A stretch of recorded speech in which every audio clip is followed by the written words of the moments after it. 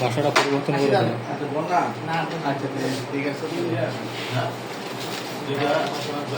জায়গাটা চাইনিজ আছে,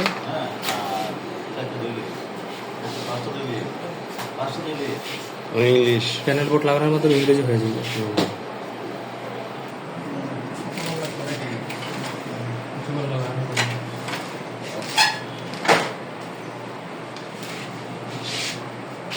ওভেনটা ফোন কভার রিমোট টাকা, এটা ইনটেক অবস্থা আছে, অবশ্যই এটা খুলে নেওয়া লাগবে।